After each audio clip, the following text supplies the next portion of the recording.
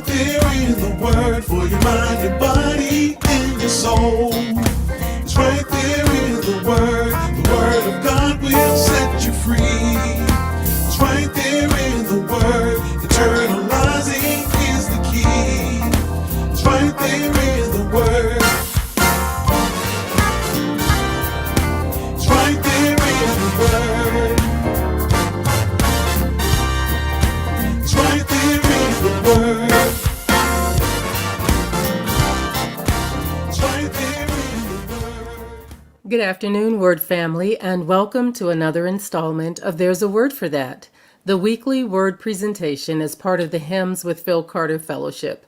I'm Pastor Cynthia Turner-Wood, and I am really delighted that you joined us one more time.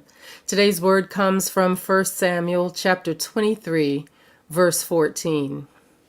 1 Samuel chapter 23, verse 14, and it says this, "And David remained in the strongholds of the wilderness, in the hill country of the wilderness of Ziph. And Saul sought him every day, but God did not give him into his hand." If I had to select one word for today's word, it would be whew. That's right, WHEW, whew. Type that in the chat, whew, because sometimes when we go through life and its daily struggles, all we can say when we look back at how God has brought us and how far God has brought us, all we can say is, whew, whew. It has been said that the will of God will not take us where the grace of God cannot keep us. God will not take us anywhere where God is not willing to keep us in the midst of it. So that it goes without saying that we should and must thank God for the things that God did allow in our lives. Thank God for helping us to take that vacation, to buy that house, to conquer that fear, to purchase that car or pass that course. All we have to do is look around, and though everything may not be perfect in our lives, we still have so much to thank God for. As a matter of fact, the songwriter was right. If God never does another thing for us, God has already done enough. Making ways out of no way, opening doors that couldn't nobody close, and closing doors that can't nobody open, delivering us from danger seen and unseen, and keeping us in the hollow of God's hand, providing for our every need and many of our wants, and putting food on the table and clothes on our back, clapping in our hands and running in our feet. We have so much for which we can thank God for. God got us up off of our sick beds of affliction. God has done so much. But have you ever stopped and thanked God for what God did not allow to happen? You ever stop and thank God that God did not allow some things to happen in your life? All the stuff that could have gone wrong and did not. The relationship that you prayed for so desperately. Oh God, please let me have that man or that woman or whatever. And God did not grant you that wish, that prayer. And now you look back and realize that God's refusal was not a curse. It was actually a blessing when God said no. The promotion to the division director that you knew you deserved and you should have gotten, it was yours, and yet they gave it to somebody else. And you got mad about it, only to learn that a few months later, it was all the directors who got laid off when the budget was cut. That big jumbo mortgage that you were denied right before the interest rates went up, and you didn't know that the interest rates were going to go up and the economy was going to get into a recession, and all of that would have left you in a terrible state financially had you gotten it. But God did not allow that to happen. Every now and then we ought to pause and thank God for the things that God did not allow to happen in our lives, for the closed doors, for the rejections, for the denying us permission to settle for second best, for redirecting and reordering our steps and towards something better. There's something about walking with the Lord, something about seeking God's will above our own will that allows God to so order our steps that we cannot go wrong even when things seem like they are going all wrong. That's why we don't have to shut down in frustration when things don't don't always go our way. And we don't have to try to wedge our way into our own willfulness. Instead, we can find peace as we declare that all things work together for good for those who love the Lord and who are called according to God's purpose. All things, even my heartaches and even my disappointments and even my pain and my sorrow, even my valley and my caves, even my tears and my depression and my disorder, all things will work together for the good of those who love the Lord more than they love their own wills in their lives. You can trust God through it all, because what God will not allow, even through the bad situations, is for you to fatally fail while things are going on, while you are following God's will. God will not allow you to fatally fail. We have to understand that there are two things that two ways that God will not allow a thing to happen. Either God will outright block it from happening, put a barrier up and close a door, or God will rearrange a thing, put a giant wall in our way, a hurdle in our path, a sign that says detour. You can't go this way anymore. You've got to go another way, because God is trying to not let something happen in your life. You've got to pause and thank God for what God did not allow, because we see through a glass darkly. We only know in part, and we prophesy in part. We don't know how the story ends, but God, who is the author and the finisher of our faith, knows the whole story, and God will guide us into all truth and guide us along a good path if we trust in the Lord with all our heart and lean not to our own understanding. This is where we find David in this text. The action picks up in this passage when we learn that Saul has made it his mission to track David down so that he can kill him. He hates David because David is, as a ruler, David is everything that Saul is not. David seeks God, but Saul goes out on his own will. David is obedient as a ruler. Saul is disobedient. David is trustworthy with God's plan. Saul is not. And God was sorry that God ever made Saul king over Israel.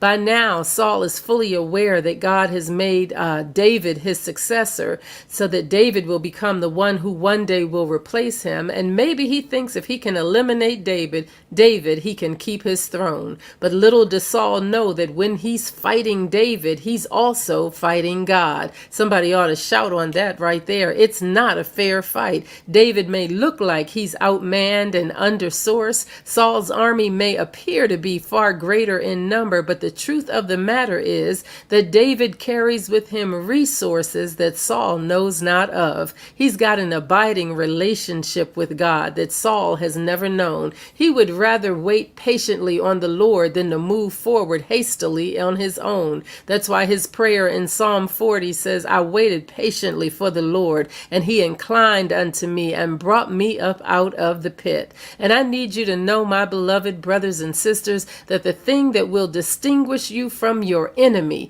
and from you going the way of your enemy, the thing that will not allow your enemies to have charge over you, the thing that will make you a woman or a man after God's own heart, is not your perfect living. David had a number of missteps in his life. I mean, he had some messes in his life in the way that he lived. And it's not your own might. David's strength was good, but it wasn't enough to get him through. But God tells us that our strength is made perfect that his strength is made perfect in our weakness. And it's not even David's intellect. That's not what got him through all of this. For God has chosen the foolish things of the world to shame the wise. Rather, it is the willingness that David had and the willingness that we have to place our trust, all of our trust, in the hands of God and to follow God's ways over our own ways. Let me explain this thing.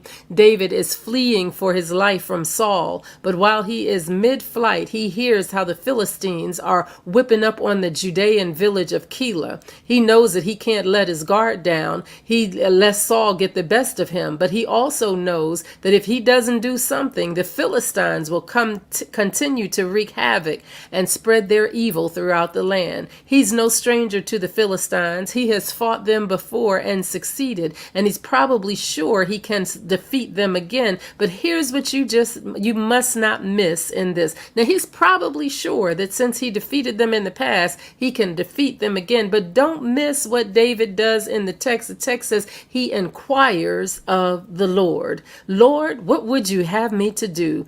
Don't gloss over that too quickly, because while David has some immediate personal life threatening concerns of his own to be concerned about, he's more concerned about what God would have him to do in the situation. Let me say that another way. Saul is breathing down his neck, trying to find him, trying to capture him so he can kill him. But David does not let that stop him from seeking what God would want him to do. He's defeated him in the last time, but he knows that just because he did it the last time does not mean that he can use the same thing this time. So he seeks of the Lord. He inquires. He knows that this situation is unique and is worthy of its own consult and own inquiry of the Lord. And let that be a lesson to us, to not get so comfortable in our faith that we neglect to inquire of the Lord this time. Inquire of the Lord again for this situation. Even though the Lord worked it out one way in the last situation, we ought to always keep that avenue, that door open where we can go back again and ask God, what would you have me to do this time? Here it is. God provides the divine sanction that David is looking for, and David is ready to go. But his men are not so convinced. So for their benefit, he goes back to the Lord and he asks a second time. This time, he's not just given permission to go forward. He's also given assurance that he will be victorious. And sure enough, they move forward. He rescues Keilah from their constant enemy, the Philistines, and God has proven God's self faithful one more time. But David cannot rest on this. He can't rest at Keilah, because though he has successfully fought this battle and rescued the city, news travels fast. Rumor has it that Saul has heard of David's whereabouts, and Saul is on his way to get him in order to take his life. So what does David do? I don't want you to miss this again. He again inquires of the Lord. Are you getting this? Are you hearing the rhythm? Are you seeing this? He inquires of the Lord again. He has a conversation with God in verses 10 through 12 as if he's talking to a good friend. He says, Lord, I heard Saul is headed this way to get me. And the Lord says, yep, you heard right. And David says, and I heard the men of Keilah have decided to turn me over to Saul. Did you hear that? The men of Keilah, the men he just rescued. And the Lord says, yep, you heard that right too. So David and his men kept it moving. They got up out of there and their lives were spared. Their lives were spared because they inquired of the Lord as to what to do, and the Lord ordered their steps. But sometimes you have to stop and thank God for what God did not allow, what God told you to move past, what God pushed you forward so that he did not allow you to stay in a place where the enemy would have had the upper hand and could have destroyed you. God did not allow David to be captured, did not allow David to be defeated, did not allow Saul to find him, did not allow David's enemies to get the best of him. Because God will not allow God's hand to be taken off of you when you are doing God's will. No matter how bad it got, God still had David's back because David was doing God's will. And get this, God did not allow the enemy to capture him in a setting of captivity. Saul hears that David is at Keilah. Keilah declares erroneously that God has allowed David to come his way, thinking that God must have delivered David into his hands, for he has shut himself in by entering a town that has gates and bars. That's what the text says. Oh, Saul says, I got him now. He is right where I need him to be. But rest assured, my sisters and brothers, that when you are in the service of the Lord, God will not allow you to be captured even in a capturable place. If David had believed the hype, he might have gotten scared.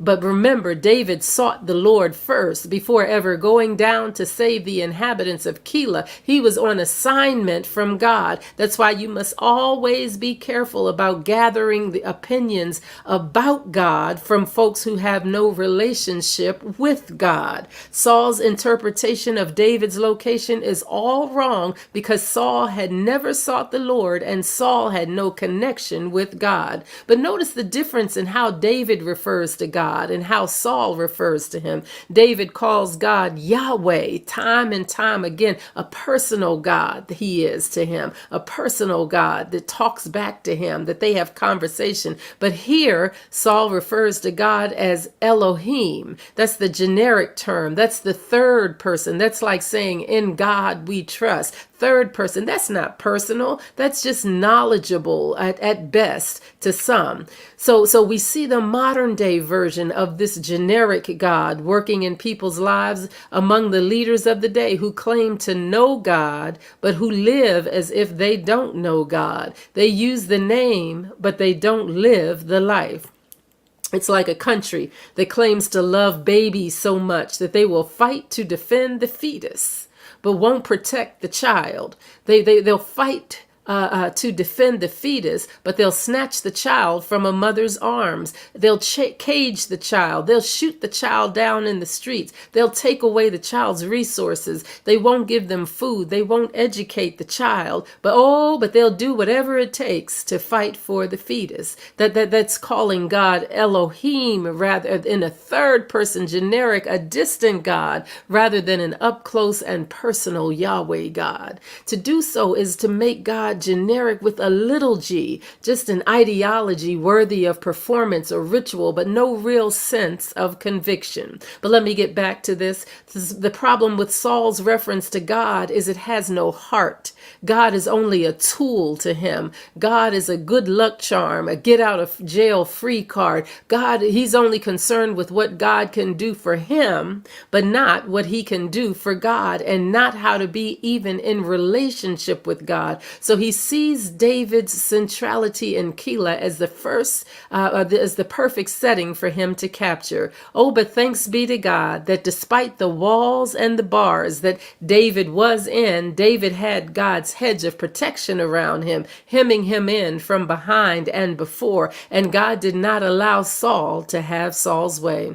Well, what else God will not allow? God will not allow the rumors to knock David off course. That's why David could celebrate. This is huge because sometimes we spend too much time and energy consumed with the motives and the intentions of our enemies and not enough time on God's activity. Notice in verse 10, David asked the Lord several questions based on the rumors he heard. Lord, he says, I heard Saul plans to destroy the city of Keilah on my account. Lord, I heard the men of Keilah will hand me over to him. Lord, I heard Saul himself will come down. Three things he heard. But notice God's answer. God doesn't deal with the rumor. God says, yes, Saul is coming. David asked question number 2 again, but what about the men of Keilah? Are they going to turn me over? Will they surrender me and my men into Saul's hands? And the Lord answers that and says, yep. Your concern is valid. He's trying to figure out David is trying to figure out whether the same people he just rescued from the Philistines will turn him over to be killed. He's learning that sometimes it's the very people you help the most that will turn on you the quickest. They'll be the very ones who say you never did anything for them. Forget the fact that you went out of your way, sacrificed your time, changed your plans, came to the hospital emergency room, sat with them during their crisis, talked them off the ledge when they were ready to go over. I don't know why it is, but it's the same folks that you lend money to that get mad at you. It's the ones who you stay up late with, go to the doctor with, split your resources with, help them fight their battles, who will lay all that aside and side with your enemies the first chance they get. I don't know why folks are like that, but I do know some folks are. And I believe all that was in David's question when he asked God, is this really going to happen? Are they going to turn me over? But God didn't deal with the details. God says, you are right to question, because yes, they are ready to hand you over. But God is also saying, look, Don't get caught up and don't get sidetracked too much in what your enemy is doing. Just stay focused on what I have called you to do. I came by to speak truth in somebody's life today to let you know not to get too sidetracked by other people's fickle nature and short-term memory losses. You stay focused on the path that God has set for you and fight the battles that God has ahead of you, realizing that every battle you win is because God has made the way, because God did not let some things happen, because God has your back. David did not escape Saul because David is smarter or faster or trickier. David escaped Saul because God intervened and had a divine discussion that let David in on what David needed to know to keep it moving. That's a good word right there, that instead of talking about what others are doing, talk to God about what you need to be doing and keep it moving. The text says after they had that conversation, David took his 600 men, they had it up and they left there. But God didn't, and Saul sought David every day. And here's that part in verse 14, but God did not give him into his hand. Somebody say, but God. Somebody woke up with that same but God testimony this morning, and you ought to celebrate in here that one more day the enemy has tried to destroy you and failed yet another day. Every day they got up with a plan to take you down, but God. They almost had you with the depression, but God. Almost had you with the anxiety and the fear, but God. Almost had you with the phone calls, but God. Almost had you with the lies and the fabricated stories, but God. Almost had your children, but God. Almost had your husband, your wife, but God. Almost made you let go, but God did not give you into their hand. Somebody ought to shout over how God spared you and the stuff that God did not allow to happen in your life. I'm going to stop right there today. I could go on and on, but I just need you to know that God did not give us a spirit of fear, but a power of love and of power and of love and of a sound mind. I need you to know that God will not allow you to be tempted beyond what you are able to bear. I need you to know that John's promises are true, that God will not allow our hearts to be troubled if we accept the gift of peace that God has left for us. Oh, and it's not just the things we don't know about. Sometimes it's the things that we knowingly ask God to do that God sometimes refuses to do, and we ought to say, thank you.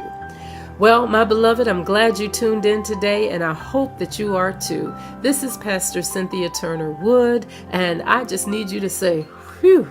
Thank God for the stuff that God did not allow to happen in your life, but God did not allow it to happen.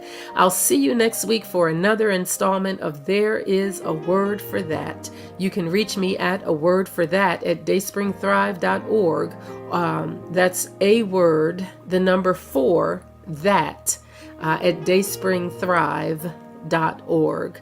I look forward to seeing you in the meantime. Until then, know that whatever the issue is, there is a word for that. For the grass withers and the flower fades, but the word of our God shall last, shall stand forever. Thank you so much for listening. I'll see you next week.